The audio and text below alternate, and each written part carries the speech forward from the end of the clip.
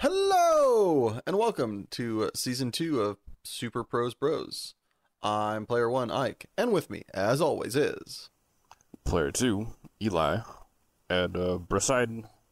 This podcast is on YouTube, SoundCloud, and Spotify. What? I did not, Broden. Are those the same places they could Like, comment? share. And subscribe? It sure is. Wow, that is just nuts on butts. Crazy talk. You know what else is crazy? This, traveling around the holidays. Am I right? Oh, yeah, you are. It was, not fun leaving the state of Washington. Because, turns out that even on a random-ass Wednesday, there's a shitload of people going to an airport. Like a 3-mile long line of cars. Normally, I figure if you get there close to 2 hours in advance, you're probably in the clear. You're probably good to make your flight. Until the airline pushes it forward half an hour. Not backwards, mind you. They made it half an hour earlier. Yeah, they figured everybody was there. They probably just wanted to leave, right? Yeah, exactly. I mean, fuck it, we got enough people. Put them on the plane. Then, after my wife and I missed our flight, just super tilting, I waited for 2 hours in a really fucking slow-moving line to talk to a service desk person, who fortunately was very nice and put me on a flight to Oakland the next day. Get me in the ballpark. Well, that day, we got there stupid early, just because I'm not having a repeat or not missing two flights in a row. No, sir. Our flight was supposed to leave at 10, I think. Got there at 5. Just like, fuck it, we'll eat dinner in the goddamn airport. Fuck it. Flight gets pushed back an hour. Kill me. Flight then sits on the tarmac for 75 minutes while we wait to get de-iced. Continue killing me, please. Finally get in. Fortunately, my co-host is happy to be a night owl. We finally got in to see the parents at like 3 in the morning. It was late. Yep. Done got scooped. After picking them up, as the saintly gentleman that I am at God knows when in the morning, we got to circle around Sacramento trying to find a gas station that was open on what was then Christmas Eve, right? Because that was Christmas Eve that day? No, it was like 22nd. Really? So that would have been morning of the 23rd. Okay. So morning of the 23rd, morning of the eve of Christmas Eve. And we're driving around and all the gas station-y places are closed, where my sister-in-law and his wife could not get something to pour down her gullet and soothe her throat. Until we accidentally found a fifth one on our way, where we said, fuck it, we're just going to drive back to Stockton. Yeah, it was incredible. Just like, oh, it's a 7-Eleven. They're open. No, they're not. It's like, what the fuck? I miss that so much about Nevada, how everything is open at all godforsaken hours of the night. I absolutely miss that about Nevada. It is a choice. So that was our Christmas Eve. Rewind a little bit before that, I'd been basically sick for a week and a half. So I was still coughing up a lung the whole entire time. And then Christmas. What'd you get for Christmas, bro? You got any fun? I got a lot of books. Woo! Yeah, you did get a lot of books. I got a lot of books. I'm pretty happy with that, honestly. I don't need stuff. Like, non-book stuff. I don't know. I like books, though. Yeah. So I've got a bunch of very fun books. I'm chugging through, and because of it, and started on the plane back home, started chugging through the second book in the Stormlight Archives. And it's great. Nice. It's more Sanderson. It's more of his big epic style writing. Big fan. Nice. What about you? I got a lot of magic tokens. I'll put them up on the Twitter at Like Ike Productions. I think it's actually Like Ike's is just the name of it. But obviously always linking is there always a link in the description? I'll put a link in the description if not. But the I've been playing Magic the Gathering since God knows when. since the beginning of time, and I don't know why it took me this long, but I'm having as something I can use that I don't have to throw away and actually want. Our mother is making me little tokens for cards that I play She's with. drawing him custom art tokens. Yeah, And they're very cute. pretty dope. You guys went back, saw some movies, and now we're recording. I'm trying to think. Oh, actually, that's not true. I got a new job. Man has a new job. Yeah.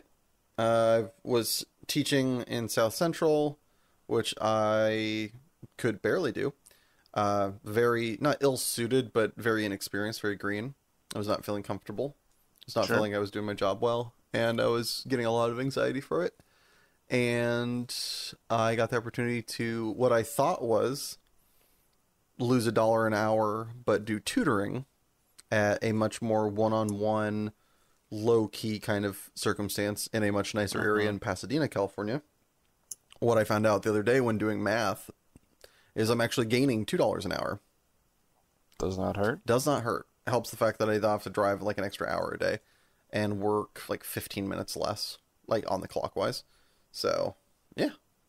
Coming up So big time. reclaim 75 minutes, get an extra $2 an hour. No and yes. I think I'm roughly spending, so right now I'm getting up at 5:30, going to work, but it only takes me like 30 minutes to get to work. And then I work till 4:15, and then I drive back. I think the drive back is going to be comparable. It's probably going to be a little longer coming back from Pasadena than coming back from South Central. Okay. But I think I am going to get to leave half an hour later. So leave at, instead of leaving at nearly 7, leave at 7:30 to get to Pasadena on time. So I'm going to get up at 6 instead of 5:30, and I'll get back like around the same time. And Okay. I think, how does that work out? 8 hours versus 25, $2 more, 16. I think I'm roughly break even on money because it's only 15 minutes more of work, because currently at the place, this is getting into the weeds, but we don't talk that much, so fuck it. Because right now I'm working 7:30 to like 4:15, but I have to take an hour break. Where I'm going to work, I'll work 8:30 to 4:30 and take a half hour break. So it's like 7 hours versus 7 hours 45 minutes, or 7.5 hours versus 7.5 hours 7:45 basically, but $2 an hour more. I think it's like roughly break even. But, and most importantly, the reason I did this is that I think this is a lot more my speed instead of trying to corral and teach 20 students. And when I say corral, literally the other day at work, I hear a scream from down the hall. Thankfully, not from the classroom I was in. A girl came into the classroom who I think she wasn't even supposed to be in that classroom. I think she needed to get something from the teacher in that classroom. Picked a fight with a student in the classroom. This is 7th grade. And the following scrap involved one of them hucking a la King Kong and Mario laptops at the other student. Just overhand hurling laptops at her. We are 3 days into school. And bedlam. Because fuck it. What the fuck? So yeah, I'm kind of interested in not working in that kind of environment. That's fair. Yeah. Instead, this is a much more one-on-one thing. It's a lot chiller. It seems a lot more calm. And instead of, one of the things that I'm noticing here is that a large amount of the students that go here, their parents want them to go, and they like being around their friends, but they don't like doing schoolwork. The place that I'm going, I'm hoping, in my understanding, is that where they want to go, don't want to do schoolwork, as they just, as much as they are ill-fitted for school, a lot of them have been thrown out of schools, a lot of them have been redirected to this school because of this, that, or the other. But it is kids that kind of show up on their own volition. They are not basically brought there for the most part. So it's a lot more choosing, which I think makes a difference, especially for me in the way I interact with people. So I'm hoping that makes a big difference. Either way, change of venue, change in speed, I think this will be good. But that just happened the other day, and I'm very excited. Speaking of very excited, what are we talking about today? We are going to talk about mythology. and how it's kind of manifested in modern media. And some of the good, some of the bad, and some stuff that has been underutilized. I believe could Some actually... of the not yet. Yeah, some of the not yet. All right. So first up in the examples of positive mythological stories that have been already told in recent years, we've got our good friend Zagreus. I don't know why I decided to say that into two different... I don't either. I thought you were going to talk like, say, our good friend Supergiant, like the developers. Also that. Like, good friend Supergiant, good friend Zagreus. In the game Hades. We've talked about it at least once or twice. Highly recommend, especially seeing as they are making a awesome follow-up that I don't think either of us can wait to play. definitely not. For those of you that missed out, Hades is a game where you play as a... He's basically full god, right? He's a god. Yeah. He's I guess demigod, right? Because he's not one of the pantheon. No, demigod is half human. Okay. He's a god. He's just not one of the major ones. Yeah, minor god, Zagreus.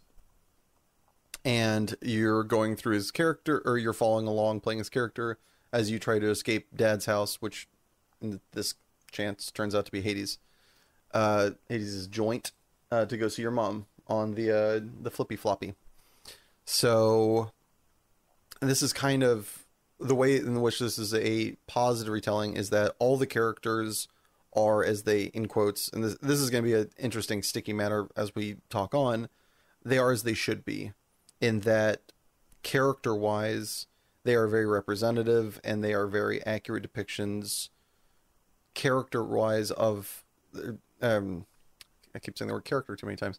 They're great depictions of the gods in their nuance and their minutia. Some of the stuff that they're kind of playing with, like Poseidon's a surfer dude. Yeah, they are stylized to a degree. There you go. Dionysus is a frat bro. Fucking drunken frat bro. Yeah, it's amazing. It's fantastic. But they get a lot of the lore kind of surrounding it correct in the things that matter and the things that it feels like matter, and the rest of it they just kind of leave to the side.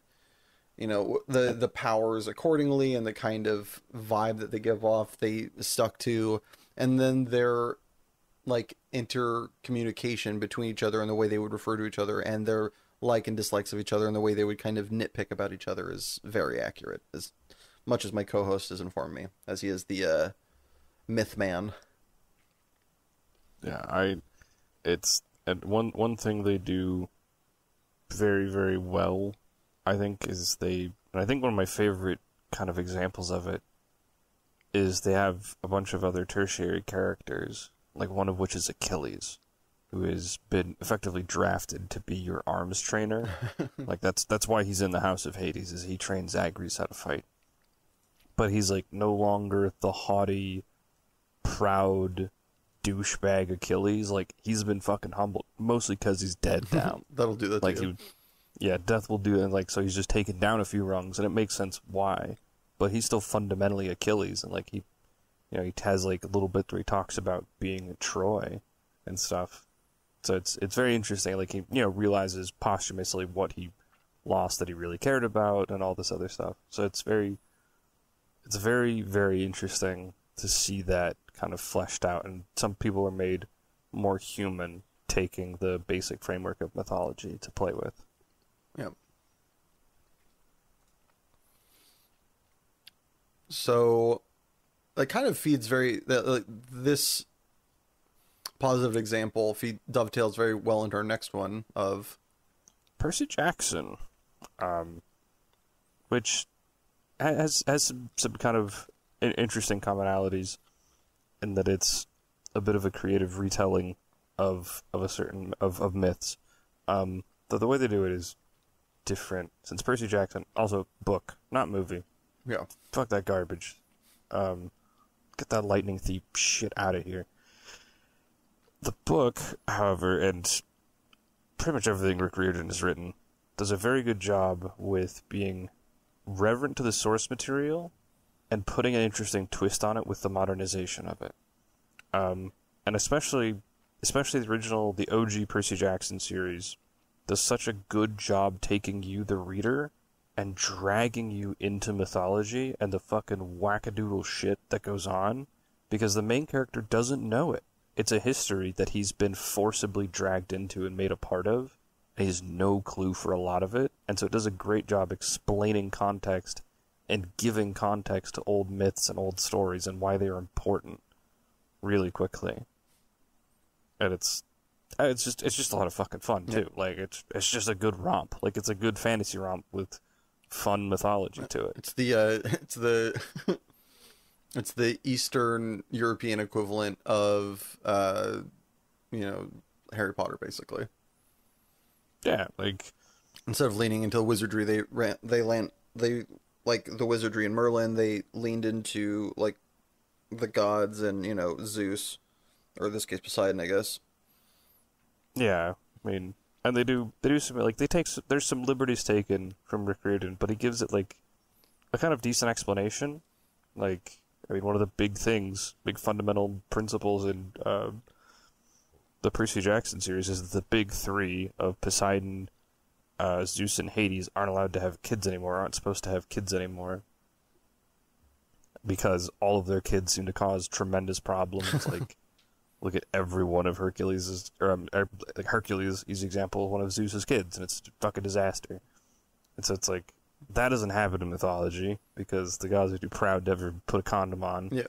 But it's an interesting kind of what if, and let it play out in the 21st century. And I think the most important thing between these last two is that, and this is kind of like where, when you say you need to be accurate, it is with an asterisk, because like with these two, they are relatively accurate when it comes to the facts, but most importantly, they are very accurate when it comes to the vibe, which is like the most important thing that through like these examples, I feel like I've noticed, at least in these retellings, is that facts are good, vibes are paramount. It is not just taking the name of something to draw attention. Yeah. It is taking the name and paying deference to what it kind of embodied. Yeah. Even if you're changing some of the context around it, it's still, like, easy example, in both of these, Zeus is this fucking arrogant, holier-than-thou bastard. Like, in both Hades, what little bit you hear from Zeus, and in Percy Jackson, like, especially in Lightning Thief, Zeus is a fucking tool. He's this arrogant snob. Like, perfect. Like, nailed it. Nailed it. 10 out of 10.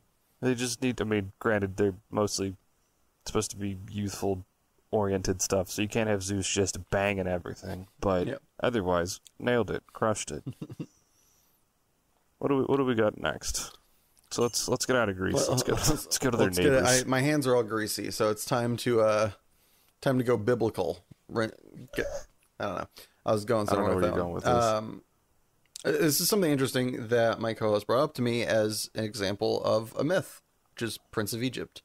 If you are not Christian, like, the Bible is the same thing as, I don't know where they keep all the, mythologies of... It's a holy text of sorts, but in the way that, like, a Christian does not hold the Quran the same way that, like, a Muslim person would, or something like that. It's, it's a religious text. If you don't believe someone's religion to be law, in your eyes, it's mythology. Yeah. And it's a damn good one. Good fun stories all the way around. Bangers. Yeah. And Prince of Egypt is a great retelling.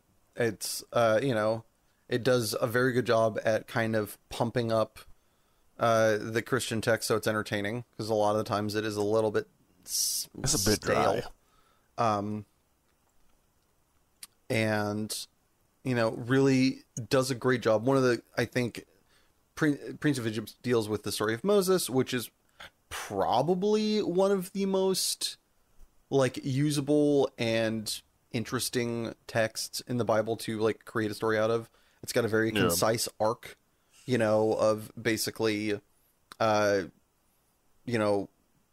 boy gets given problem, boy leaves, boy comes back. It's basically like the Christian Lion King, of like deals with problem, nah, I'm out. Okay, now I'm back to save the land from my, family member that's fucked it. Screwed over some peeps. Turns out Ramses the Great, not the greatest guy. Yeah, not the best. It's got a lot of fun action beats with the plagues, with the leaving, with the opening up the sea. It's got the beats. And on top of it, the way they did it, the animation is insanely good. The musical numbers are bangers. Yeah. It's like movie holds up. It is a little propaganda-y. I'll give it that. We are a not Christian nation. But what I will say is it is, if you want to call it propagantastic for Christianity, it is at least genuine Christianity. Yeah. It's not an interpretation, it's not a glamorization, like, it's kind of savage. Yeah. Like, it doesn't shy away from the fact that it's like, they kill a lot of Egyptian kids. Uh-huh. Like, it's pretty rough. And they do, I think more importantly, it tells a good story, regardless of whether you think it is. It's not like, I can't imagine what it's like for somebody who's not a Christian to watch Passion of the Christ. That one seems like it's just propaganda if you're not a Christian. Yeah. I would imagine. I think it's shot well. Sure. I think it's done authentically, but that one doesn't have a story that hits in a I'm not a believer sort of way. Where with Prince of Egypt, even if you're not a Christian, story still kind of slaps. I'm gonna say it's still an entertaining movie. It's still like, you could look like this is a good movie. Yeah. And more importantly, it hits all the beats. As we both were raised Christian, our father was a pastor, so we kind of know that story inside and out. And it don't miss. No, it gets them all, baby. And it does it in a way that even as a kid and there is this notion that pastors' kids are rebellious and they don't like fitting the mold. Yeah, can confirm. Not a big fucking fan of having to meet expectation and like shit just because it's Christian. Love this fucking movie still. It slaps. Like, it genuinely bangs. Yep. It is a phenomenal voice acting cast. Oh, Jesus Christ. Yeah, that thing is stacked. It is crazy stacked, which you would not assume. No. But, yeah. And it's kind of cool to see this, like, you don't need to adulterate myths. Like, most of these are old stories that don't have, like, visual representation or, like, a visual medium of any kind. It's just, like, giving them life in that way is cool. Mm-hmm. And there's... Yeah, and also, songs are bangers. They really are. Next up, I'm gonna go way farther west, to Native American mythology. Actually, there is a book that I picked up, kind of on a whim because I had money to burn in a bookstore. I picked up this thing called Trail of Lightning, and it is in a way similar to Percy Jackson, where it takes an older mythology and puts it more modern, but it does with Native American mythology, which is not one that is at all mainstream, I guess, for lack of a better term. Like, I do not know shit about Native American mythology. Mm-hmm. I'm willing to wager my co-host does not know shit about Native American mythology, outside of, like, the really basic, like, coyote character, right? Like, that's about it. That is pretty much where my knowledge ends. But they go into a lot of talk about, like, kind of the world ending in water. And so basically the world most of it is underwater, this giant-ass flood. Mm-hmm. And it talks about, like, clan and how clans have their own powers as the gods have come back. And it's no longer, like, just the era of man anymore. And it's so cool. And it's so different, like, and so very much like Percy Jackson, except I know a decent amount of Greek mythology. I know nothing here. Mm-hmm. And so just getting to be indoctrinated is not the right word, introduced, and informed on this completely different mythos and this completely different way that the world was seen is so cool. And to my wife pointed out the other day, that, like, history is fucking crazy, and most people in this country know about European history. Yep. She's like, you don't know shit about African history, you don't know much about Native American history, you know nothing about South American history. Like, You don't. Mm-hmm. And everyone's got crazy shit going on. We just don't know about it. And so it was a really cool lens in to one of those other varieties of crazy shit going on that I just had no idea about. What's your favorite? It sounds like this was, if I'm understanding you correctly, it's like kind of like a collection of the stories. No, it is like, it follows one girl after the Great Flood, who is basically a monster hunter. Already excited. Yeah, it's pretty gas. And like she's got clan powers. It's like one of the big thing is she's sent to go hunt down who is making these monsters, and kind of gets fucked with by Coyote, which I love his representation. He's like this. He sounds like a fucking oil baron almost. He's like wearing this crisp, clean suit. He's got the hat, and he's got this fucking big mustache. He just sort of like rolls up like he owns the joint. Suave as shit. Just absolute Chad. Absolute piece of garbage. Yeah, but like she's got like clan powers that make her basically a killing machine. Mm-hmm. And one that makes her like really fucking fast. So she's like got kind of superpowers, but she is not the king shit of anything going on. And it's so cool. Like there's, one point where they go to a bar that has like a hidden section of it that you have to like drink something and like the illusion is peeled away. Oh, that's dope. Yeah, like it's like what the fuck? And it becomes like this crazy nightclub with this like fucking. There's like jackals walking around on their hind legs, serving drinks to people and shit. It's wild. Like the person who runs it is this nefarious like cat who likes to kind of pull the strings and fuck with people. What of what you've looked up about this or been told about this? How accurate? Oh, on point. Oh, it's just like granted, it's hard to look stuff up. Like a lot of Native American mythology is not well documented, or is not immediately searchable. You got to go looking. Yeah. But like what bit of it I checked for.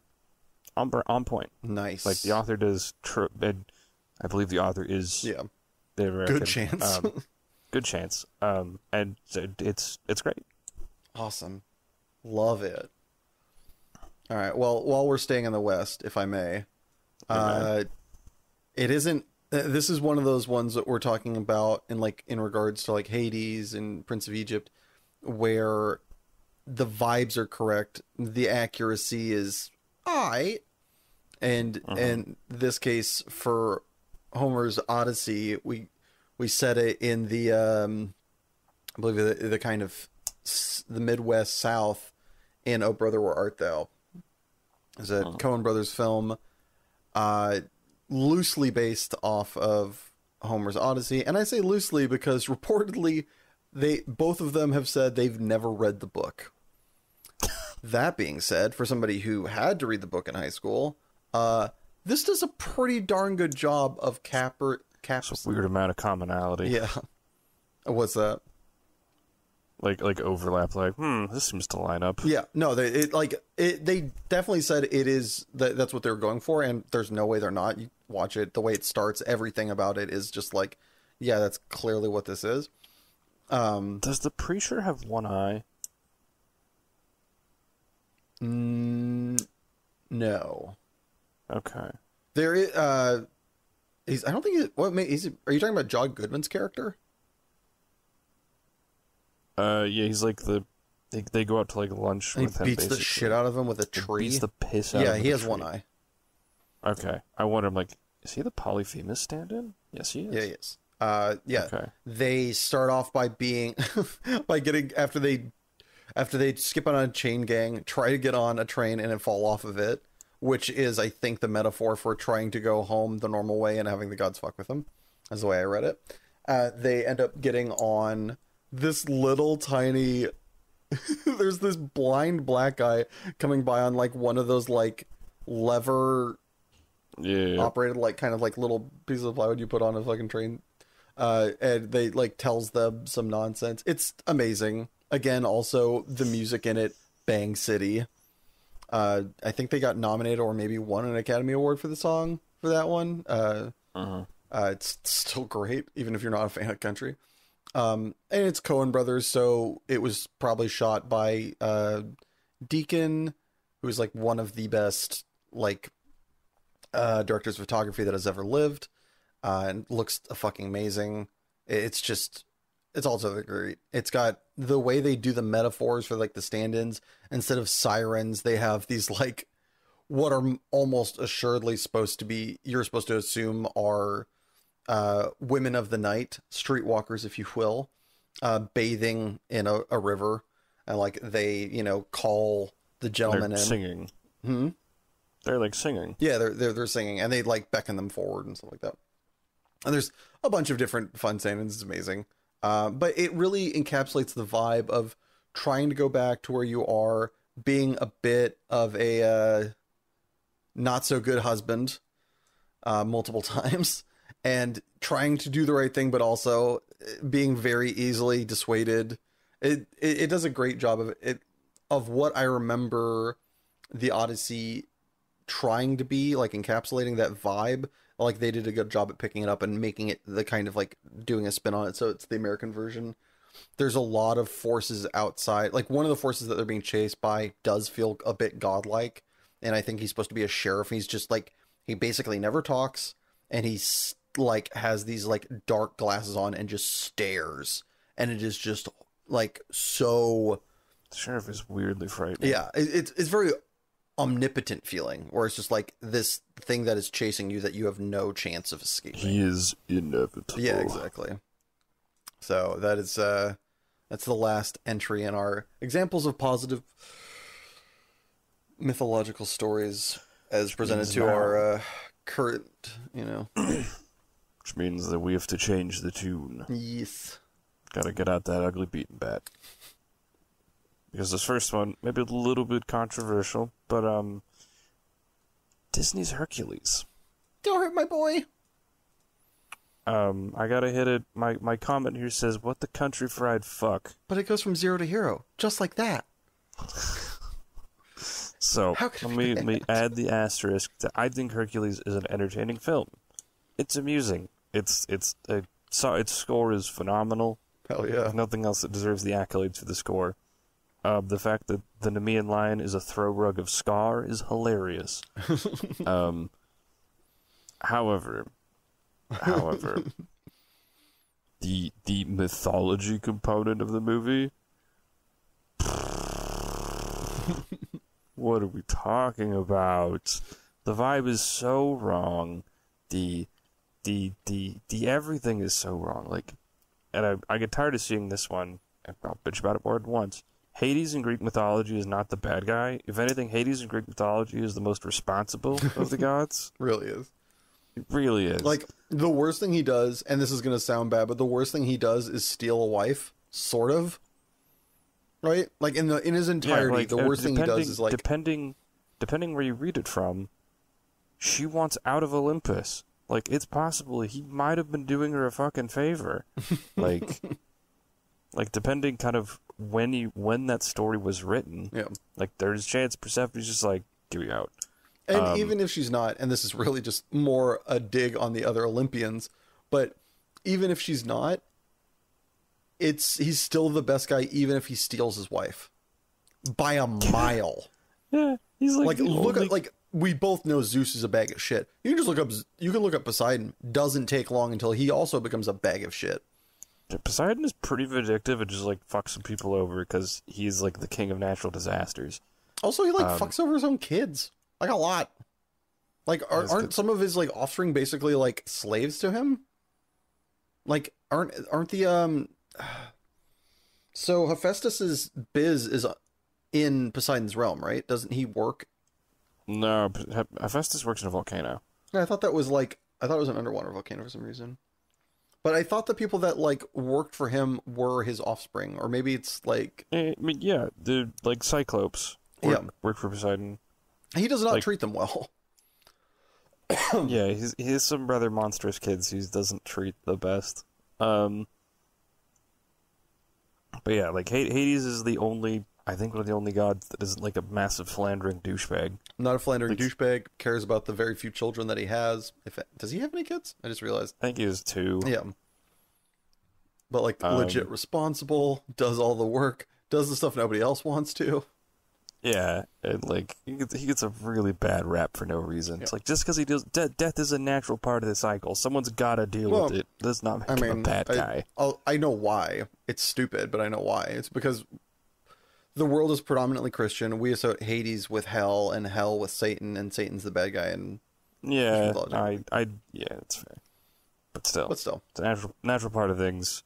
Although if you think for 4 seconds, it doesn't make much sense because in Hades' realm is also their version of paradise. Yep. It's not an Olympus. Nobody dead goes to Olympus. Yeah, that's where the gods fuck about.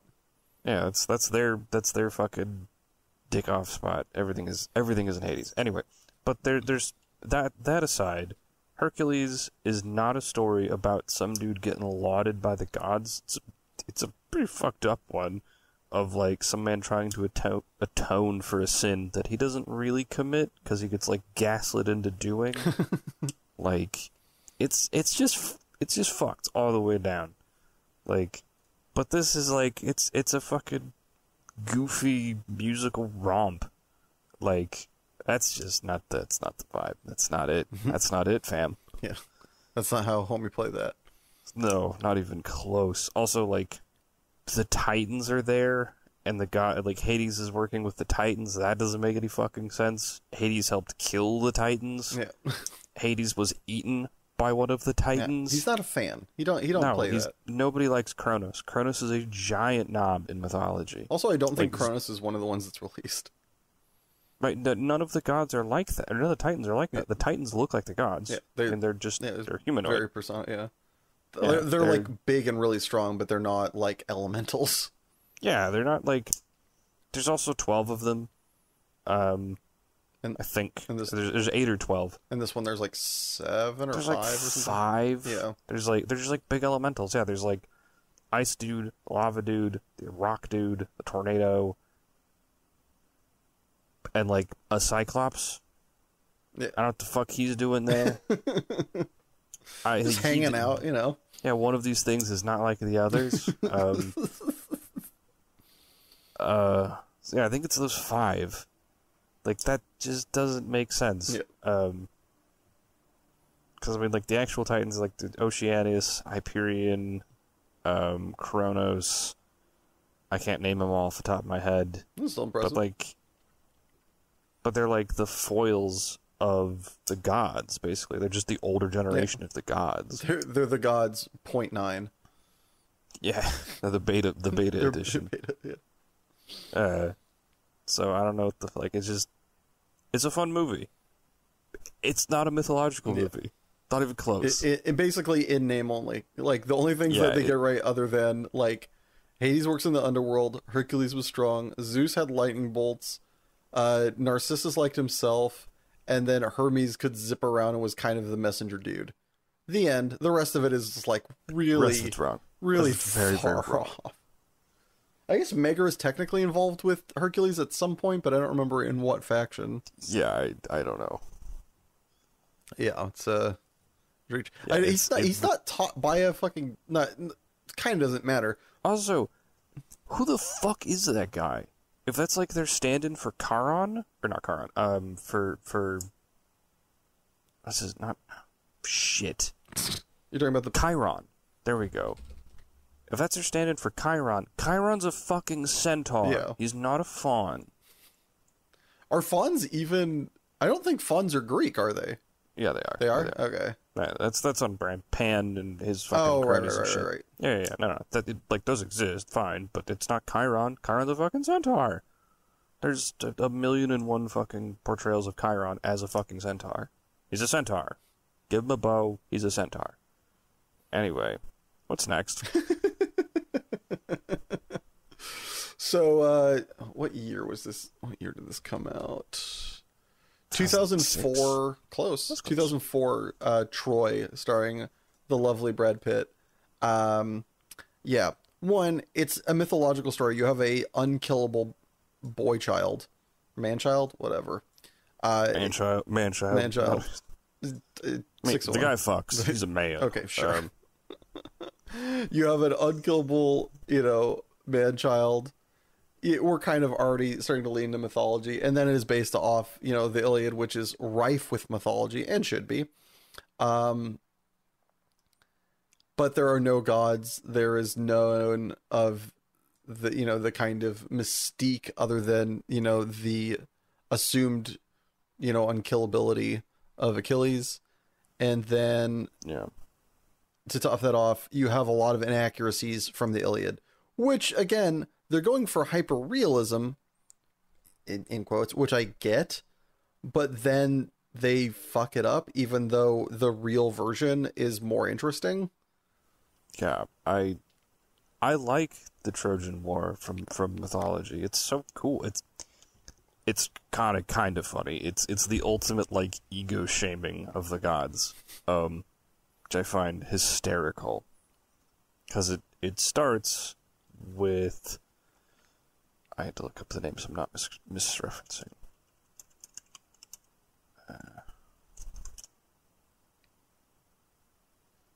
Who's the goddess of discord?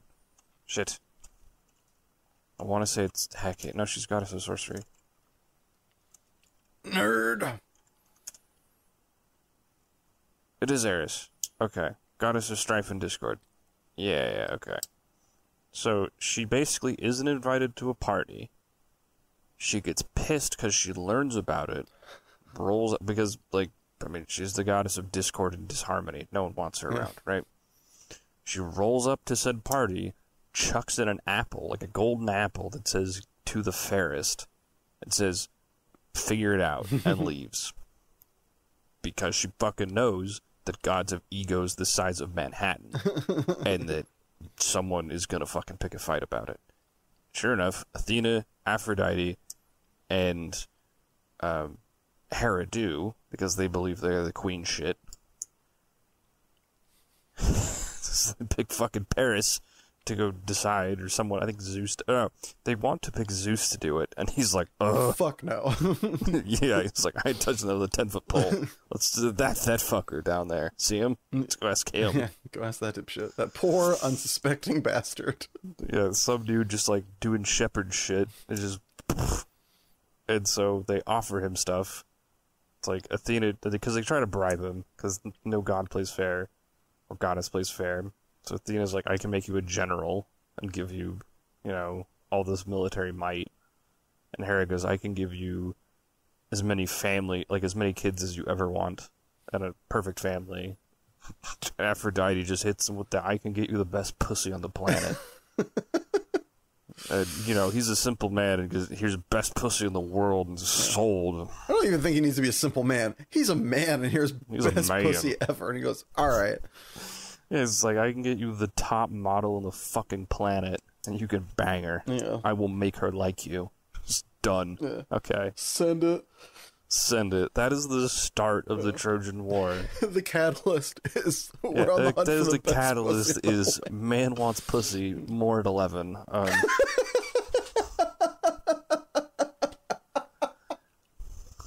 Oh my god, that would be the best movie poster for a Troy 2. Dude, that's how we're pitching it. We're gonna pitch more at 11. Yeah, but that's the catalyst, and it's just the gods intervene constantly, and they put bets on the fights. It's like, no, it's just prize fighting. Yeah, they're just fucking around and trying to stack the odds in their favor, because each god basically picks his side, and they should have a pissing match for 20 years. Oh yeah, these are the most biased gods in history. Oh yeah, they don't even pretend lore. to not. Yeah, there's cheat. that's my guy. Side bet. I'll bet you this stupid trite thing. Yeah. The only thing they don't do is manifest in person and smite people. Yeah. That's the only restriction. Yeah, they send monsters. They arguably one of them does kind of manifest in person to do the final blow to Achilles too, which I did not know. You were telling me earlier. Yeah, it's in oh yeah, he just kind of dies because Paris shoots him in Troy. In the film Troy, yeah, he just randomly gets he gets him with an arrow. He doesn't know why or how, but yeah. Yeah, okay. Like, in the myth, so Achilles murders Hector because he goes on a fucking... Straight murders. Straight murders. He goes in a fucking fit of rage, and butchers Hector. Hector, like, also loses and, like, knows he's beat, and he's just like, I surrender. Yeah, surrender with honor. I surrender, give me an honorable death. Like, he knows he's dead. Yeah. He accepts. He's like, kill me swiftly. I want to be buried near my family. Yeah. Achilles is like, be buried, I believe, you. in Greek culture at the time, you kind of needed to have an open casket funeral. Your body needed to be not, like, yeah, because they believed how you died is what you sent to the great beyond. Yeah. So that's why one of the big no-nos is you do not disrespect a corpse. You don't defile a corpse. Yeah. You don't... Achilles... you don't kill them in a fucked up way. Yeah, Achilles had just lost his boy toy. Yeah. Because, oh yeah. And the reason this fucking war goes on for so long is because Achilles spends years... fucking his yeah, he's cousin. Just banging Patroclus. Just getting it on. Yeah. And, like, to the point where fucking Agamemnon and Menelaus trying to get him out of his tent, he's like, what are you gonna fucking do, make me? Yeah. He's like, well, I guess we can't. He's like, you're goddamn right. Come here, Patroclus. Also, yeah, that's another thing they do in Troy is they, like, straight wash Achilles, which is, like, at the very least the most bi character in, like, with, like, one of histories. If not the gayest character. He's dumb to say, he sure as fuck ain't straight, though. Yeah, definitely ain't straight as the arrow that they wanted to portray. So, that man spends literal months of his life balls deep in a Boy Scout. Like, his favorite Boy Scout. He's related to Boy Scout, for the record. I believe Patroclus is his cousin. Like, and not removed. Yeah, I'm just saying, though. Like, yeah, like, and so the way they get him out of the fucking tent is because Patroclus is like, I kind of want to get off this beach that we've been living on, because living in a tent is a bit shit. Yeah. And so Agamemnon's also, like... Also, this ass getting a little sore. Yeah, it's like, I can't feel anything back there anymore. And so fucking Agamemnon, like, talks him into it, and he's like, hey, if we put on Achilles' armor, it'll rally the troops, and we can fucking, we can fucking advance and shit. Gets something done, he's like, excellent, I'll do it, I can do that, while he's sleeping. Well, so people see Achilles' armor and they fucking attack Achilles because they know who he is, because he's fucking Achilles. Yeah, it turns out Patroclus is not Achilles and gets fucking hosed. Riggedy wrecked. Yeah, so Achilles is very angry that his bussy is gone and murders the shit out of Hector and defiles his corpse by dragging it around on the back of a chariot. So he puts on a show. Yeah, he stabs him through the throat with a spear after he surrendered because fuck you, and then puts him on the back of his chariot and rides around 7 times. Yeah, so around the city, the like city state that is Troy. So imagine taking like keel hauling somebody around New York like 7 times because it's a country city. It is reportedly enormous. So he drives 7 times in full view of the citizens. Here is your champion. He's just like pieces. Yeah, till he's probably, I'm assuming at the end he's just tragging like this fucking lump of unidentifiable meat. Yeah. Pelvis wearing a belt. Paris.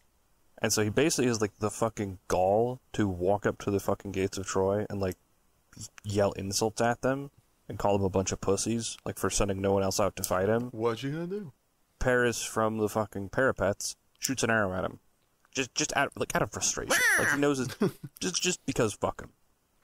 And Apollo goes, I can work with this, because Apollo knows how to kill him. And just goes, here, let me nudge this arrow so it hits him in the fucking ankle. Or it hits him in the heel. Yeah. Boom. Dead. Dynamite, yeah. Yeah, like, the gods play a frustratingly integral part of all of Troy. To just remove them, but to still keep the superpowered Achilles. And lastly, but not leastly.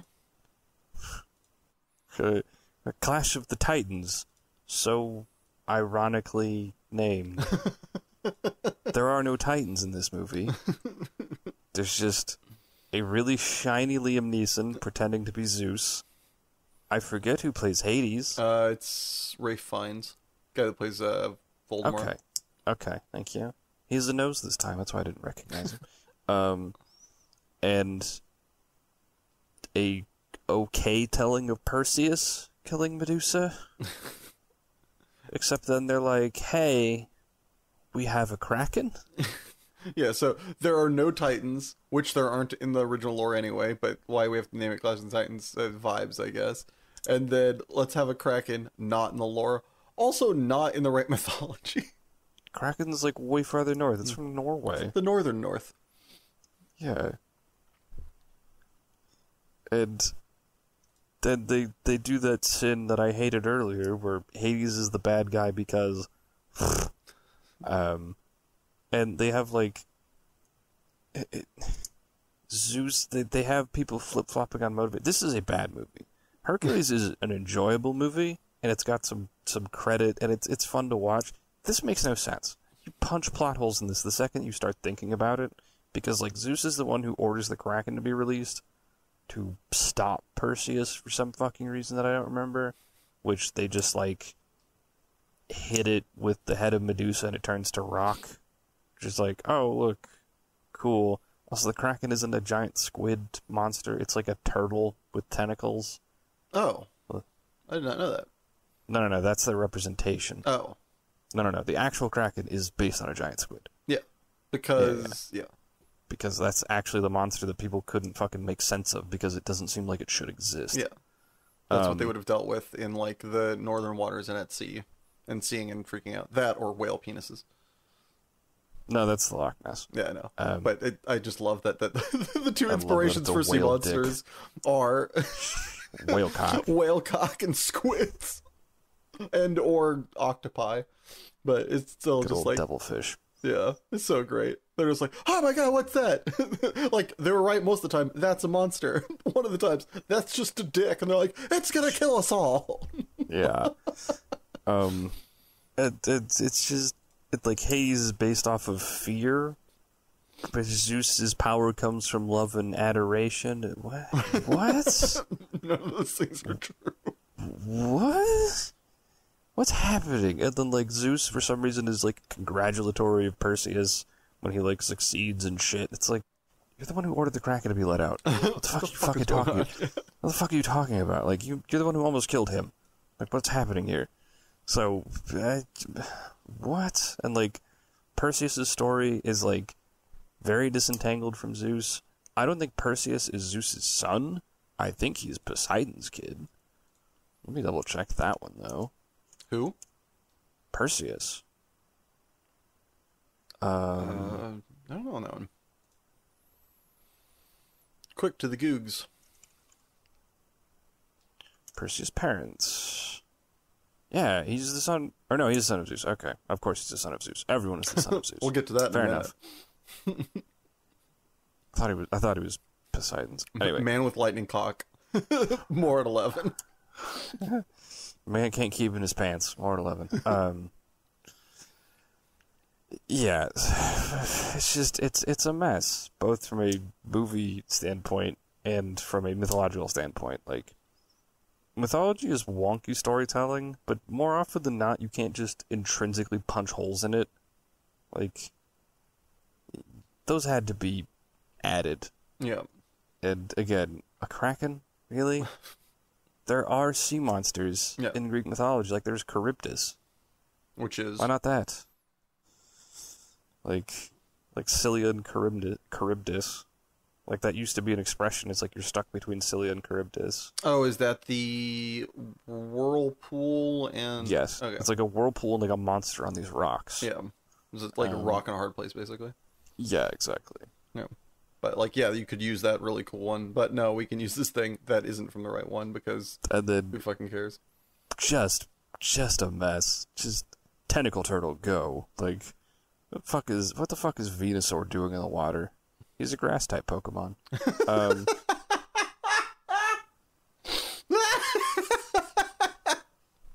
What is Venusaur doing in the water? Thank you. Anyway, we're gonna get off this before I keep rambling. All right, getting off something this. that we think. What are you gonna get on? We're gonna talk about give a few examples that we think could actually be done, or like easy pickups from. Yeah, we like, would mythological rec stories for should be you written. know, if the, of course, for the for the execs in the listening audience, here's some Yeah, suggestions. for the discerning executive, we've got some things for you. Number one. My first pitch would be something from Egyptian mythology, which I think is horribly underused. Like, the demise of Osiris is crazy. Like, betrayed by his brother, his son goes on a crazy fucking revenge fucking warpath to get, you know, like, to avenge Osiris. Like, Hotep, yeah, it's Ra has to go absolutely apeshit. Like, it's nuts. It's that immediately easy action flick, no problem. And who doesn't love a good fucking revenge story, right? Like, easy peasy. Love it. Bag it, tag it, start filming. Yeah, so it's just, is it really just that simple? It's just guy kills dad, son goes bananas. Yeah, so he is murdered by his brother Set. And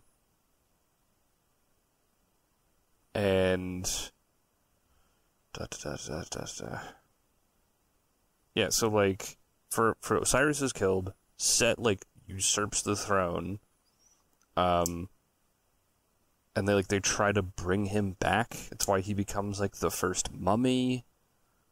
Okay, there is actually a fair amount more to this than I thought. But like I do remember it ends in fucking revenge, and with like part of why Anubis is because he embalms Set. So like he can't come back. Or he helps embalm Osiris, so he becomes the first mummy, and they help entomb Set, so he can never come back. Damn. I'm getting heavy up in here. I mean, like, also, it's one of those ones that has been proven random, like, kind of producery thought aside. It, The Mummy slapped. We love that. It dealt with a lot of Egyptian mythology. I don't know how good or bad. That's, I guess, one we could have touched on. But, like, that was one that, like, it did well at the box office. So it's clear shown that, like, that milieu is, like, very viable. So it's, like, another reason that, like, not only do the stories have, like, a lot of, like... And they tried to do something with this, but I think it was a shit show in multiple directions with Gods of Egypt. But I didn't want to... I'm pretending like that one doesn't exist for everybody involved. Actors, producers, and anybody that was unfortunate enough to see it. But, yeah. I mean, it sounds like you just said The Lion King, but more metal. All right. Okay. No, it's a little different. Like, well, I mean, kind of. So, like, Set kills Osiris. Osiris is buried. Set is the god of violence and chaos. Because and he takes the throne. Isis is pregnant with Horus, hides, and a bunch of gods help hide her. Horus is born. And like he's got some tumultuous childhood because like Isis needs to keep hiding and she can't always stay with him. So like he gets bitten by a snake, which is like part of the reason they have a fear of snakes. That because snakes in Egypt are crazy. But eventually, falcon-headed Horus grows up and fucking throws down with Set. Like, yeah, that slaps. Like, I would watch any movie with those bullet points. That's like basically every revenge story. There is some fucked up shit the more I keep reading. Like, there's apparently, like, but depending which one you, which text you're looking at, Set, like, straight rapes Horus. Violence knows no sexuality, apparently. God damn. However, in some iterations, Set just wants to bang Horus, and Horus is like, you give me some of your strength and we'll do it. Look, let's make a deal. It's like the shitty Egyptian god porn you never knew you wanted to watch. Well, let's make the deal game. I get some of your strength, you get some of this pussy. Yeah, and like and depending on the view, either it splits. So like Horus, because there's part of Egypt that's super fertile, and that's where Horus gets reign over, and Set gets the fucking crazy desert, and he gets to go just thrash around out there. in some version, in some versions, Horus, if you want the metal option, just fucking kills his ass and, like, banishes him forever so he can never return. So, I mean, but it's one of those things where myths are not set in stone necessarily. There's a lot of, depending who wrote it, depending where it was recorded and when, it changes and fluctuates. But, I mean, either way, yeah, like, set in Horus, absolutely metal fucking story.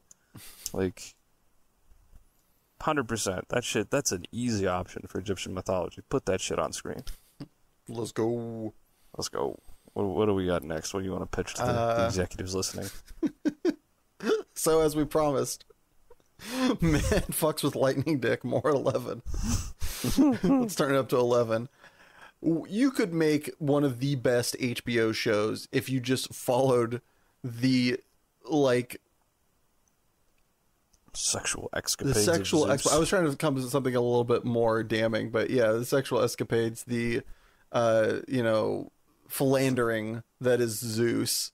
Just like, there's one of my favorite memes I've ever seen is it's the black guy in a fly yellow suit leaning over a tree, licking his lips while rubbing his hands together, and it was like Zeus looking at anything ever. And it's just like thinking of what animal he's going to turn into, fuck it. So much of Greek mythology is Zeus being like, and just plotting which animal he's going to turn into to fuck said blank. And it doesn't really matter what blank it is. I believe at one time he fucks a like sentient thing like a mountain or a tree. He fucks plenty of animals and a lot of women, all in differing forms, very rarely his own. So you could get creative, make a 20th century version where he's just going around, you're following the like nonsense and the just overall banana like dickery that is Zeus, and just kind of put it in current times and just have a lot of just fun with it. I mean, we made a show about Lucifer where I don't even understand the appeal of that fucking show, but it's Satan, and he's doing quirky, devilly things, except he has a heart, which seems antithetical, but we're going to move beyond that. But with Zeus, there is so much room to play with, and there's so much of this, like,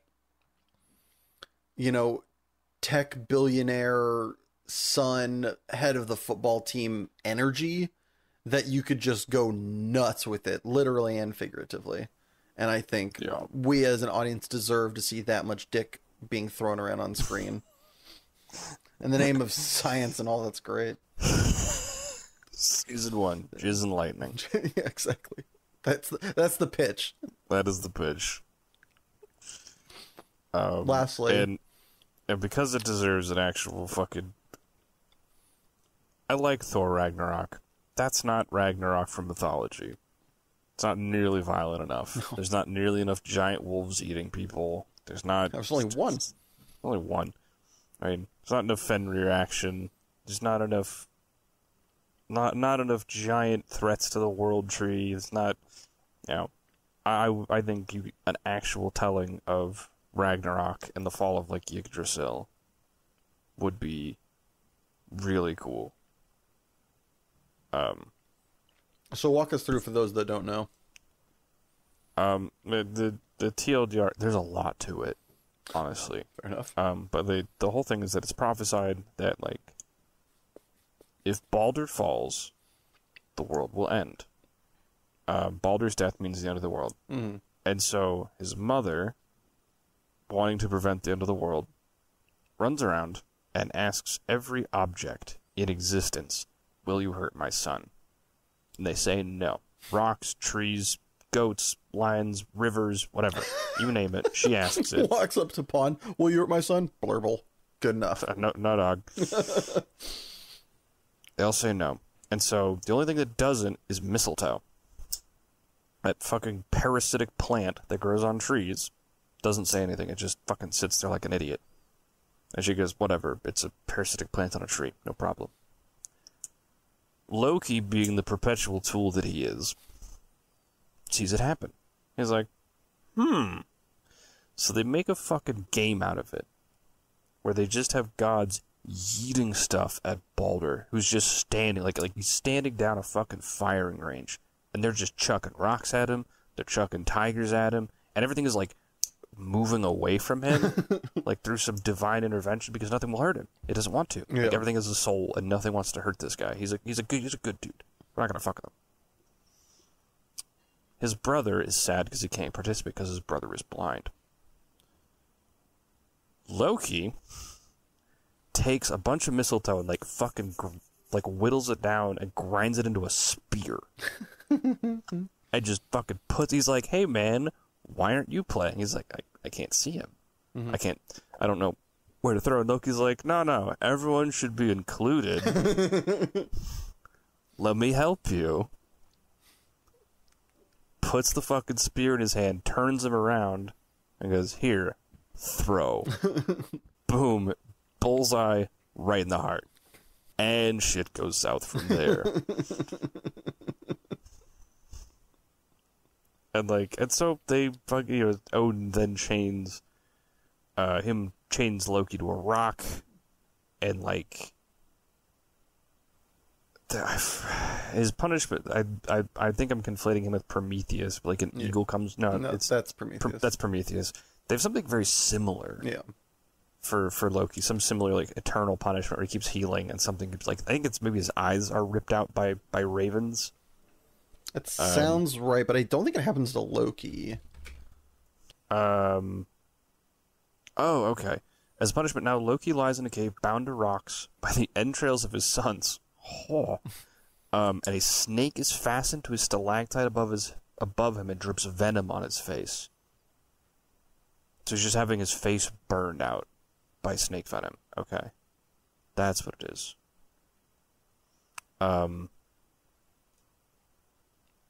So that happens. Yeah, and then just shit goes crazy. It's I do not have the time to go into it. Like, that is a full fucking hour spiel. Norse Ragnarok is wild. Bedlam on an apocalyptic scale. Oh, yeah. And like it ends with the fall of gods and where modern man steps in. That is the explanation. That is their explanation for so much of why the gods aren't doing the same shit they are today.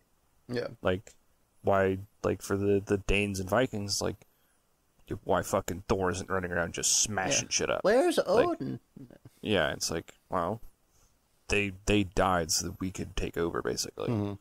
Like, that was kind of the end result. And, like, there's less free traversal along Yggdrasil. Like, that was one of the other big fucking fallouts, is that the transference between realms doesn't happen anymore. That's fucking wild. Yeah, so... Seems like a very climactic ending, to say the least.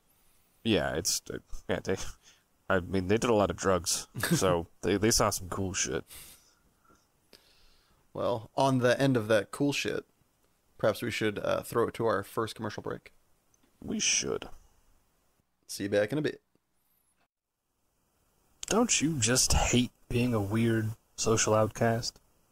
Don't you wish that you were suave, had women or men falling all over you for no particular reason other than you're present? Do you wish that you had superpowers? Or were simply OP AF, just for existing?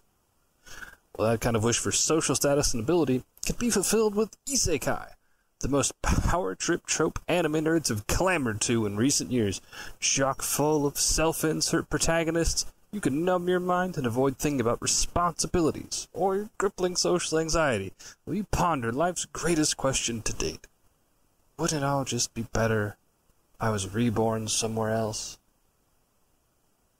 Probably not. And we're back!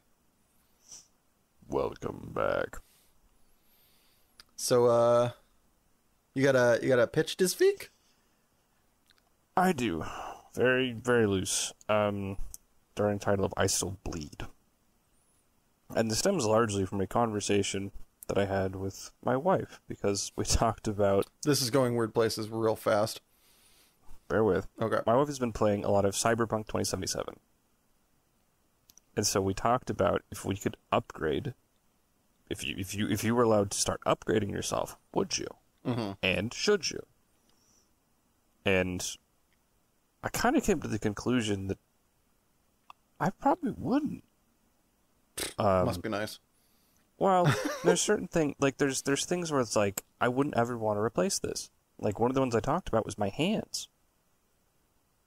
Hands are crazy. And they're one of the coolest fucking, like, evolutionary advantages humans have ever gotten. Like, there's parts of me I would immediately upgrade. Like, I would fucking trash can my eyeballs and get better ones. Sure. Like, Same. mine suck.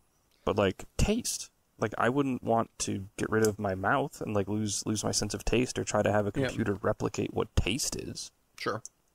Like, there's things like that, and so it's like, I think I'd want to mostly stay human. Like, there's so much to be gained from being human, from being flesh and blood, and being able to still bleed. And a little tangentially, but, like, I thought about, in Fullmetal Alchemist, like, Alphonse Elric, who's in the suit of armor, is, like, fucking distraught. Because, like, he can't sleep anymore. So he just sits awake at night alone. He can't taste food anymore. Yeah. Like, he's not hungry, but he just misses how things taste. He misses how things smell. And it's just like, you don't think about it, like, but after weeks and years, that's no longer a privilege to not have to eat or, like, a benefit. Yeah. It just sucks. Because food's it wonderful. strips your humanity. Yeah, it's just like, and it's something that he had frame of reference for, and it's fucking gone now. It's just like, oh, like, there's a lot of oof to that. Like, and you don't think about, like, how much that things that seem almost like an inconvenience, how you would really miss them if they're gone. And so my thought was, what does it look like if you're a person who wants to still be human when everyone else wants to be better? It's like, does that ever turn into an advantage for you? Because you get to be human still. And it's like, you'll never be able to run as fast, jump as high, lift as much weight, punch as hard, whatever. Mm-hmm. But there are upsides that come in, like, the kind of smaller, more nuanced fashion, that it's not so directly measurable. But, you know, like, you get to enjoy a fucking sandwich. They cannot.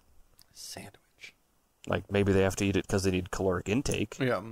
But they don't get to appreciate flavor. Mm-hmm. It's like, what would that do to people who willingly stripped away chunks of their humanity? And would that come back to haunt them as they saw somebody being happy, even if they aren't being super in the same sense? Yeah.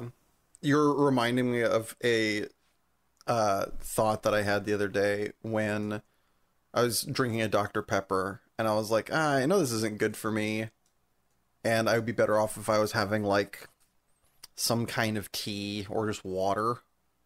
It's like, but, like, what is what is living forever without Dr. Pepper?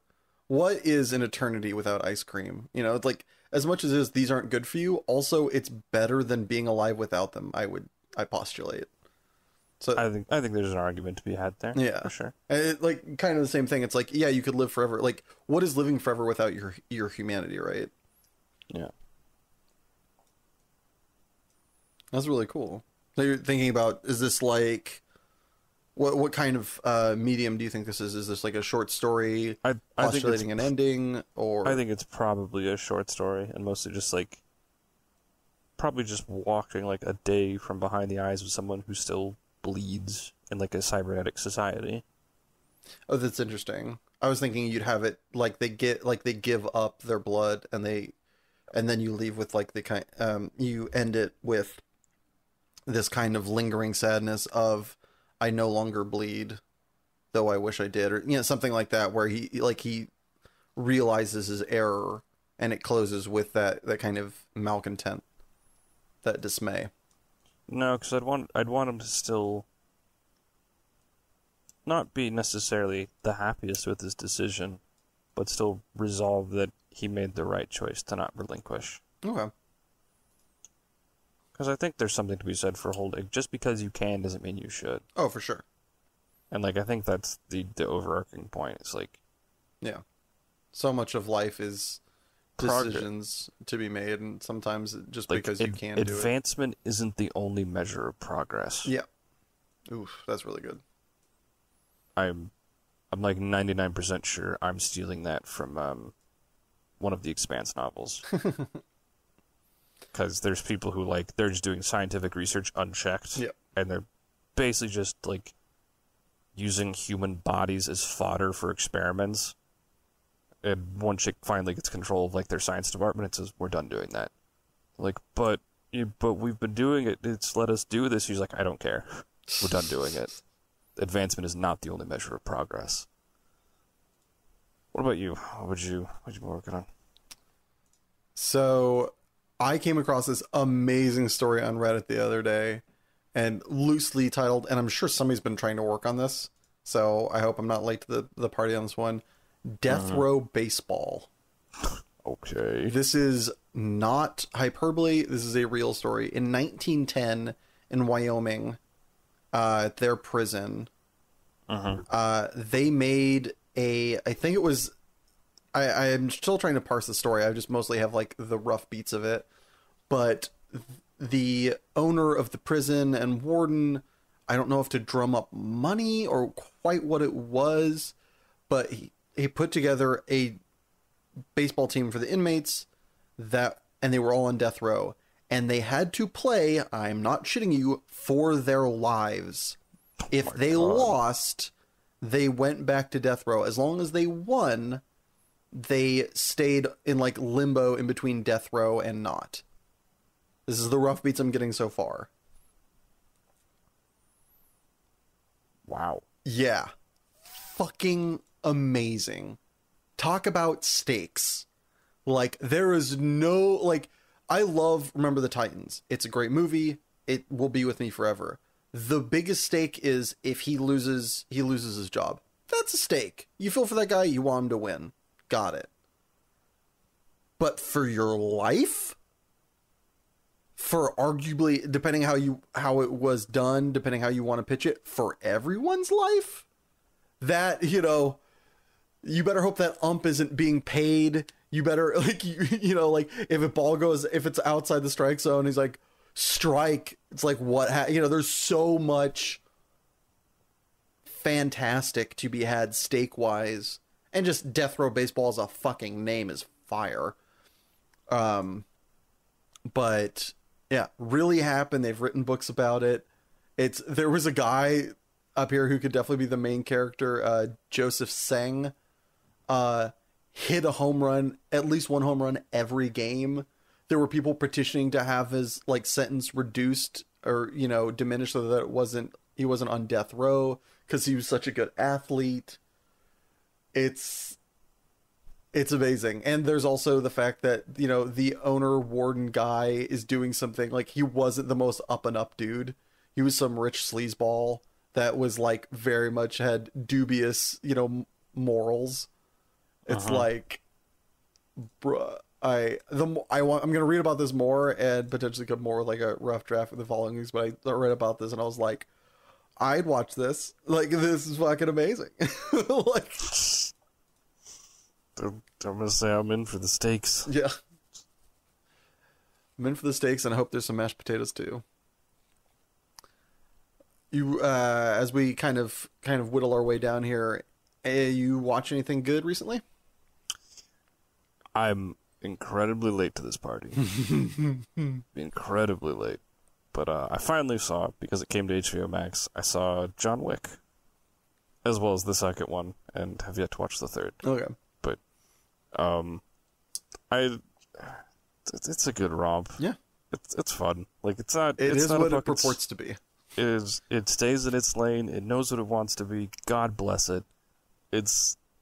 What I will say about the first one, especially, is it does a great job with like the drip feeding, the kind of assassin underbelly thing, mm-hmm.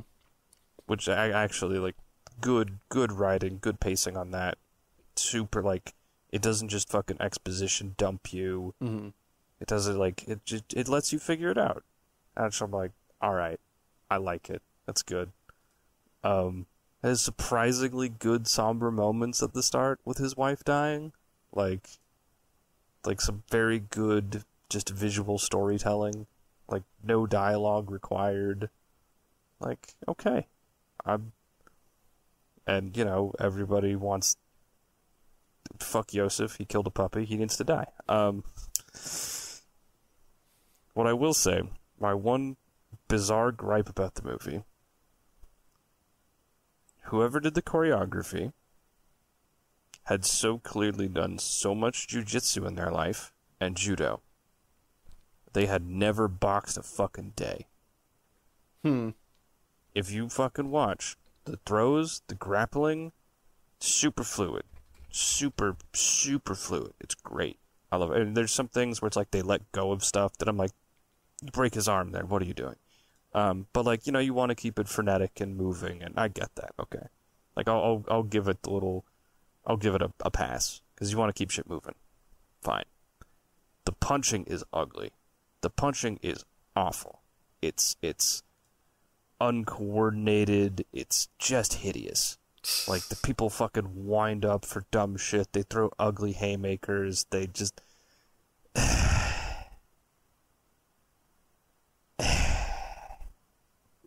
It's such an odd departure versus, like, the gun fu that he does running around and just blasted people. That's like, that aside, that one weird gripe aside, and the fact that they don't know how to get a good climactic fight, which I find kind of funny. Sure. The climactic fight in the first one is him fighting a 60-year-old man. The climactic fight in the second one is him fighting Ruby Rose, who's got like 5 inches and 50 pounds on. Yeah, they're not looking at it like you are for the second one, but I totally understand the first one. It is a little weird. Like, I think it's more just like has to happen than anything else, but it is pretty wiggity whack. Yeah, it's like, okay. I think they're very much, I think like one of the things they were trying to do with the first one, and that one I think was a bit of a live and learn kind of thing, but they were trying to take departure from the form, as opposed to infinite bullets. They're counting all the bullets, and as opposed to this and that. They really decided to kind of like, well, what if we did this with it? Nobody's ever done this, and they tried it out. And I think with, it turns out America loves a puppy a lot and is willing to be like, kill 100 people for a dog? Abso-fucking-lutely. Like, they're behind it. They got that one right. The, like, anticlimactic ending, not as much. Yeah. I mean, like, it's a phenomenal romp. And I do, what I love, so afterwards, Artemis and I watched the pitch meeting for it. Mm-hmm. And the best part is the start of the movie, because she didn't know the dog died. She had no clue. And she was so upset. She's like, I don't know, I want to keep watching this. And I was like, don't worry. She's like, is it just like revenge? I'm like, that is exactly what it is. She's like, oh, okay. Yeah, they gotta die. Fair. The pitch meeting, he talks, he's like, they steal his car. And he's like, oh, at least nothing happens to the dog. And they kill his dog. And there's just like this 10-second pause. He's just like, somebody better die for this. It's like, oh, that's going to be the rest of the movie, sir. Oh, don't worry. We got you covered. It was almost the exact conversation I had with Artemis. It's so funny. So yeah, if you just want a good schlocky action romp and you want to watch Keanu Reeves kill, like, I think it's like 85 people. Kill a lot of men. It's a lot of bodies. But it's fucking fun. It is very fun. It is exactly what you wanted, yeah. Yeah, it is. It doesn't try too hard to be artsy. It is a good action movie. Full stop. Yeah. So awesome. What about you? So, I watched a couple movies in the last couple weeks with my time off wisely. Didn't get as many in as I wanted, but got some in. Yeah. One of the ones I watched was Decision to Leave, which is a big, everybody's loving it right now. It's, like a kind of Oscar darling. A lot of people are talking like Parasite vibes. Couldn't disagree more. Okay. This movie there's a decent amount done right, and in my opinion, a decent amount done just so wrong that I just fucking can't. Especially, and part of it is the hype is kind of making it worse for me, and one of the reasons I'm kind of so like anti is because it's getting so much love, and I think it deserves considerably less, if any, and so I'm going to go hard in the other direction. So, Decision to Leave has very good art direction. It looks very beautiful. However, to counteract this, of course, they have a lot of like aggressive push-ins and whips that make it a little dizzying at times. They and I think part of this might be a language barrier. I think that this might be better because it is in Korean, which I do appreciate. However, they play with the differences in Korean and Chinese because one of the main characters is from China and doesn't speak very good Korean, which is cool. However, reading in subtitles, I think there's something lost where if you spoke Korean, I think there'd be something gained. So part of that is just not for an American audience, which totally respect and is fine. However, as an American viewer, it does like lead to some confusion. Also, they feel the need to go around as the main character is a detective and follow some side cases. They don't fucking matter. They're kind of cool, but I believe they take away from the journey that is between this kind of cat and mouse relationshipy vibe that is building between the detective and the main suspect. Yeah. And so by having that, it gets a little muddy for me. They're literally just one scene moments, and I don't think they fucking matter. And they kind of took me out of it to bring me back in. It's just like, I'm getting a little lost in the head. And that might be a me thing. That one is definitely up for debate. There is the problem of act structure. So your typical movie has 3 acts, beginning, middle, end. Uh-huh. This movie, I would contend, has motherfucking 6. To the point that this 2-hour movie felt longer to me than when the next day I watched The Godfather, which is over 3 hours, and I thought that movie was shorter. And I was off by an hour. This movie felt so fucking long because of that. It's so long in the tooth. I don't think it's bad. I think it would be made with a little bit more time. I think you just make it a 3-part miniseries on Netflix. But to have it be one movie, it's just like... It's too much. The first 3 acts are good, and I think they end well if it ends with a, wait, did that happen? Did that not happen? But instead, it just comes back around and just just lingers and ends up maligning the kind of grandiosity that was the first 3 acts. And I think it really ends really well if it ends on this kind of thought or something, but instead it just like all gets like played out and just takes for fucking ever. And I think that really hurts the film. I think if it's just the first 3 acts, I can kind of understand the hype. I am a little lower on it, but I would get it. The fact that it, swear to God, it has 6.5 fighting minutes says it doesn't, it just makes it unfucking watchable for me. I would not go back and see that. Not in one sitting. And I don't think the second 3 acts are even like that good. I think they just don't do. I think like it's kind of like explaining the joke. It's like, you know how Family Guy has this, I think they've said as much, but they definitely have this written theory that a joke is funny. A joke is like, if you keep doing a joke for X amount of time, initially it's funny. If you do it too long, it becomes not funny. And then if you do it long enough, it comes back around as funny again. You can see this with the Peter Griffin, like, skinning his knee and goes, ah, oh, it's funny. That's funny. And then it goes on for 10 more seconds, and you're like, Jesus Christ. And then it goes on for 15 more seconds. You're like, all right, this is fucking silly. It doesn't do that last part. It does the first part, you're like, oh, this is good. It does the second part, you're like, Jesus Christ. And then it ends. And you're like, what the fuck? That's really that? And you're like, yeah, bye. It's amazing, isn't it? You're like, no. Went on too long. It needed to have another 3 acts for me to give a fuck. But because of that, I just like, it's a bad middle ground. Yeah, it really did itself a disservice in my opinion. And then, because I'm not done throwing shit into the fire, I went and saw or rented Funny Pages, which some people had talked about liking. And it's available on Amazon Prime. I also would not recommend this movie because where Decision to Leave does, in my opinion, 6 acts, Funny Pages does 2. You have a beginning, you have a middle, and it basically ends with the kind of, height of the arc, and your character's going to figure themselves out after this. Like, the big bad has happened, and like this is basically a character study. Something bad has happened. Yeah. And they're going to resolve it, the character's going to learn, and they're going to grow. Like, literally it ends with, so it's about this kid, he wants to be a cartoonist. It starts off amazingly weird. Like, here's the opener. And I was sold, and it made me sadly watch the rest of the movie. The opener is kids in like high school. He's drawing, and his art teacher's there. He's talking to him, and through a course of discussion, he's like, "Do you want to draw me?" And you're like, "Okay." He's going to draw his art teacher. His art teacher then, and it's shot in this grainy, like we barely have a budget way, so it makes it feel even grittier and real. He goes, "Do you want to draw me?" He goes, "Yeah, sure, I'll draw you." His art teacher, who is like 350 pounds, like fat, like art teachery guy, gets up on his desk and strips naked in front of this like 17-year-old kid. He's like, "Yeah, draw me." What? Yeah, like that's, and this is like first 5 minutes, and you're like, "What the fuck?" And you're like, "Okay, that's really creepy. Is there something wrong with this art teacher?" No, he's just eccentric. Guy draws him for a little while, and then he's like, a timer goes off and goes, "Oh shit, I have to leave." And the art teacher understandably goes, "Oh shit, did I like trigger this kid? You know, I was trying to be helpful. I'm a weird art teacher guy."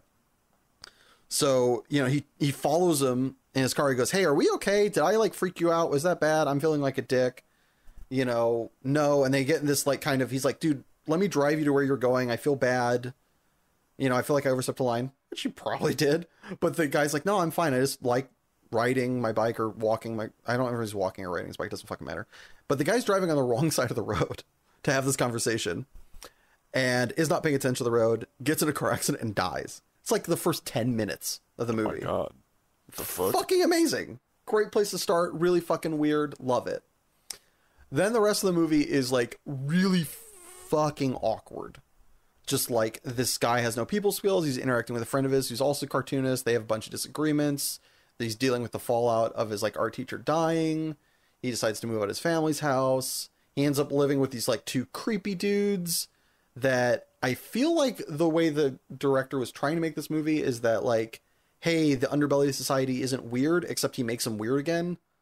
Like these guys are like kind of weird. They're watching strange movies, kind of like, you know, middle-aged, sweaty, kind of uggo looking dude, like traditionally speaking, socially uggo looking dudes. And you're like, "Oh, that's kind of awkward." And then there's this one where you're like, "Oh, he's going to like kind of showcase that like, yeah, people outside the normal realm of society aren't bad." And then there's like the last scene you have with them. He walks in on him jerking off to, like they're jerking off to his comics. It's like, God fucking damn it. And then he ends up kind of idolizing this cartoon guy. Oh yeah, sorry, I'm spoiling this movie because I don't want anybody to fucking see it. I think it's garbage. In case that wasn't obvious. Then he runs into this cartoon artist guy who worked at a comic that he really liked, tries to take lessons from him. It all goes sideways and ends with the guy like stabbing his friend in the head with like a pen and then like trundling off, and he follows him into a park and the guy like beats the crap out of him and is like, "Stop making my failure anything to do with like your success," or I can't remember what the last line is, but says something along those lines and then just like runs away. And that's the end of it. And he goes to his comic job and just like sits behind a desk and credits roll. And you're like, what the fuck is that? It's like, I feel like so many people, like big brain artists guys, did this thing that I fucking hate where they look at like, "Oh, it's so artistic." It's like, it didn't tell a fucking story. You like literally just cut off, like there was this moment that, and one of my classes at university, my professor showed us, I think it was North by Northwest by Alfred Hitchcock, which has this ending which goes from climactic, like person's like hanging off the edge of like Mount Rushmore and somebody's like leaning down to save them and can't quite reach them. And instead of showing that moment where they pick them up and you have like a little bit of time to adjust from that to the ending, it goes from their hand holding, like he grabs her hand and then it does a match cut to like they're in a train car or something like that. It like, and clearly they've made it out, but it's just like this abrupt transition. And that's the end. And it's like, what? It's just like, there's no time to breathe on this. And also in this last one, there's no third act. There's no resolution. You go from the height of the climax of this guy trying to get this art lesson that he's wanted and like set up and you've been waiting for him to get this whole entire time, finally starts to get it. He fucks it up. His friend who's annoying comes in and won't shut up, gets stabbed in the head fucking gets beaten up by this guy who he's trying to get art lessons from, and then the movie just ends. And there's no resolution. Jesus. And, like, I feel like a lot of people are missing, ooh, they're persuading the form. It's like, no, they're just not doing it well. This is not a story. There's this great tweet I sent my co-host the other week that I'd love to go in future episodes, where Ryan Johnson was talking about making a movie, and the most important thing he said is that it needs to be entertaining. And it needs to be, and he starts talking about how, like, yes, you can do these other things, but the most important thing is this first tenet of basically being a interesting story. And both of these, in my opinion, failed on that. And that's why my nomination this week, well overdue, but watched it a million years ago, is Parasite, which is one of the best artistic movies, period, and also one of the best movies, period. It tells a coherent story, you can understand it, it doesn't get long in the tooth, you don't get lost, and it has a lot of artistic resonance.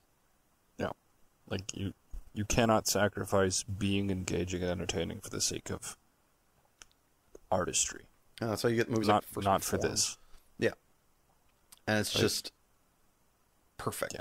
And that's like such a great rubric, and I hope people will follow it moving forward, because that movie does it excellently. You know, it's engaging, it's amazing, it's beautiful, and there's so much depth to it. But if you don't get the depth, you don't not get it. And I think that's the problem with these other two, in my opinion, is that if you're not like, oh, the artistry, the movies don't work. But with Parasite, even if you're like, I don't like the A-level story of what's happening on the surface is awesome. It is very engaging. You are constantly caring about these characters, worried about these characters, wondering what's going to happen next. And very rarely is it what you expect, in my opinion. Yeah. I would agree. So don't watch Decision to Leave. Don't watch Funny Pages. Go out and see Parasite. Just spend your time wisely. Yeah. All right, you have any song recommendations before we sign out? I was just going to ask you the same thing. Just like our hot takes today, I would recommend that you deal with it. My sister-in-law and my co-host's wife fantastically recommended a song, Deal With It, spelled phonetically, by Muramasa and Slow Tie. Highly recommend. It's just fun British chicanery in its most, like, Camden, not proper form, which is my favorite. I have no problem with period pieces. They're like, oh, yes, lords and ladies. But I love the slangified, like, off-center British population. The kind of, if you've watched Kingsman, people like Eggsy, that kind of, like, more urban speak, if you will, of just like, oh, bruv, what you doing? Like, that kind of, like, that, like, je ne sais quoi that you don't get from, like, oh, yes, I went out with the Lord and we had a blah, blah, blah, blah, blah. It's like, I don't fucking... more modern. Yeah, England, more modern. English. But, I mean, there are modern people that talk like that, but it's high society. I kind of like the realistic, the people that live in apartments. They live in a... I live in a fucking flat, mate. Yeah, they live in a fucking flat. Like, that kind of pitter-patter, that talk, feed my soul. And this song just sings it not only in tone, but in words and everything. It's just so freaking fantastic. So if you're going to take anything away from this pod today, just deal with it. All right. I think it's going to be on that note. That is going to be our episode. So if you enjoyed it, thank you very much for tuning in, and please feel free to deal with it. Comment or deal with it and subscribe if you want. Fuck it. And don't forget, new episodes of Super Pros Bros come out the first and third Saturday of every month. Bye. Deal with it.